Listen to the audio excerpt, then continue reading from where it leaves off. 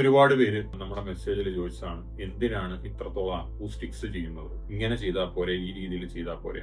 അക്കൂസ്റ്റിക്സ് പലരും ധരിച്ചു വെച്ചിരിക്കുന്നത് സൗണ്ട് പ്രൂഫിംഗ് തന്നെയാണ് അക്കൂസ്റ്റിക്സ് എന്ന്. സൗണ്ട് പ്രൂഫിംഗ് ഒരു വിഷയമാണ്, ഒരു ഇൻഡിപെൻഡന്റ് ആയിട്ടുള്ള ഒരു കാര്യമാണ്. അക്കൂസ്റ്റിക്സ് മറ്റൊരു വിഷയമാണ്. ആദ്യം നമുക്ക് സൗണ്ട് പ്രൂഫിംഗിലേക്ക് വരാം. സൗണ്ട് പ്രൂഫിംഗ് നമ്മൾ ഒരു തിയേറ്ററിൽ ചെയ്യുന്നത് ഈ റൂമിനകത്തുള്ള ശബ്ദം പുറത്തേക്ക് കേൾക്കാതിരിക്കാനും പുറത്തുള്ള ശബ്ദം അകത്തേക്ക് കേൾക്കാതിരിക്കാനും. ഒരുപാട് പേര് ചിന്തിക്കുന്നത് ഇവിടെ എന്താണ് നടക്കുന്നതെന്ന് പുറത്ത് കേൾക്കാതിരിക്കാൻ വേണ്ടിയാണ് സൗണ്ട് പ്രൂഫിംഗ് ചെയ്യേണ്ടത് എന്നാണ്. അങ്ങനെ ചെയ്യുന്നവരുണ്ട്. പക്ഷെ ഒരു തിയേറ്ററിനെ സംബന്ധിച്ച് നമുക്ക് പുറത്ത്, അതായത് ആംബിയൻ നോയ്സ്, പുറത്ത് വണ്ടി പോകുന്നതും മറ്റ് ശബ്ദങ്ങളും ഒക്കെ ഒരു സർട്ടൺ ലെവലിൽ കൂടുതലാണെങ്കിൽ നമ്മുടെ തിയേറ്ററിന് അകത്ത് നമുക്കൊരു 60 dB അല്ലെങ്കിൽ 50 dB ആംബിയൻ നോയ്സ് ഉണ്ടെങ്കിൽ ഓബിയസ്ലി നമുക്ക് ആ തിയേറ്ററിന്റെ ലെവല്, സൗണ്ട് ലെവല് കൂട്ടി ഉപയോഗിക്കേണ്ട ഒരു സിറ്റുവേഷൻ. അങ്ങനെ ഉപയോഗിക്കുമ്പോൾ നമ്മൾ ശരിക്കും വളരെ ലൗഡായിട്ടുള്ള ഒച്ചത്തിൽ നമ്മൾ ഈ സിനിമ കേൾക്കേണ്ടി വരും. അത് അത്ര ഹെൽത്തി ആയിട്ടുള്ള ഒരു കാര്യമല്ല. അതുകൊണ്ട് അല്ലെങ്കിൽ അങ്ങനെയുള്ള കാറ്റഗറിയിലാണ് നമ്മൾ സൗണ്ട് പ്രൂഫിംഗ് ചെയ്യുന്നത്. സൗണ്ട് പ്രൂഫിംഗ് ചെയ്യുന്നത് പല രീതികളുണ്ട്. അത് ഓരോ രീതിക്കും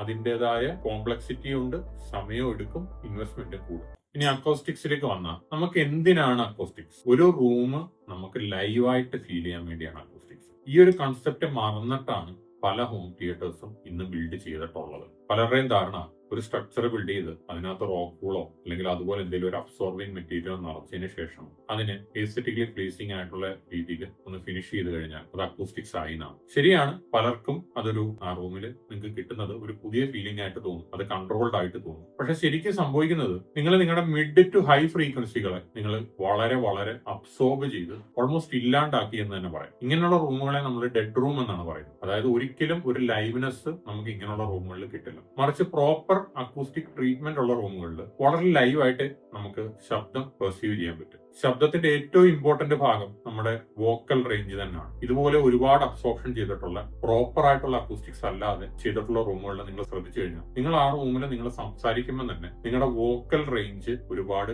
ലിമിറ്റഡ് ആയിട്ട് നിങ്ങൾക്ക് ഫീൽ ചെയ്യും. അത് തന്നെയാണ് അതിന്റെ പ്രോബ്ലം. നിങ്ങൾ ഒരു സിനിമ കാണുമ്പോൾ ഡയലോഗ് കേൾക്കുന്നത് കൃത്യമായിരിക്കില്ല, ഡയലോഗ് നിങ്ങൾക്ക് വൈഡ് ആയിട്ടുള്ള ഒരു ഫീൽ കിട്ടില്ല. ഒരു സൗണ്ട് സ്റ്റേജ് തന്നെ പ്രോപ്പർ ലെഫ്റ്റ് റൈറ്റ് ചാനലുകളുടെ സൗണ്ട് സ്റ്റേജ് തന്നെ വളരെ ലിമിറ്റഡ് ആയിട്ട് നിങ്ങൾക്ക് ഫീൽ ചെയ്യും. അതുകൂടാതെ ഇതിനകത്ത് ഏറ്റവും വരുന്ന ഒരു കോമൺ ഇഷ്യൂ എന്ന് പറയുന്നത് നിങ്ങൾ ആംപ്ലിഫയറിനെ വേണ്ടതിൽ കൂടുതൽ ലൗഡ്നെസ്സിൽ ഉപയോഗിക്കേണ്ടി വരും. അത് ആംപ്ലിഫയർ ഡാമേജ് ആവുന്ന സിറ്റുവേഷൻ വരെ വരുത്തിയിട്ടുണ്ട്.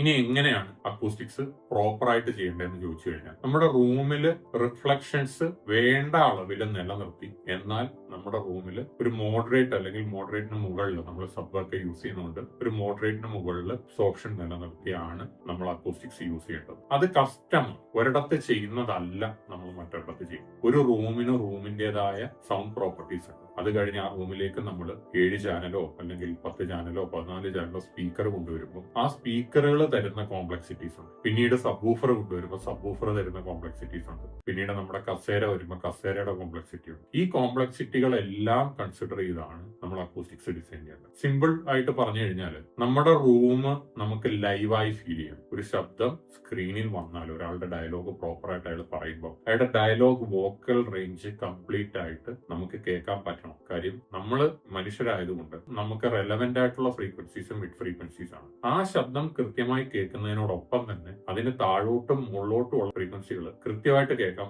സാധിച്ചു കഴിഞ്ഞാൽ നമ്മൾ ഇമേഴ്സ്ഡ് ആയി, നമ്മൾ നമ്മുടെ ബ്രെയിനെ കബളിപ്പിച്ചു വളരെ സക്സസ്ഫുള്ളി.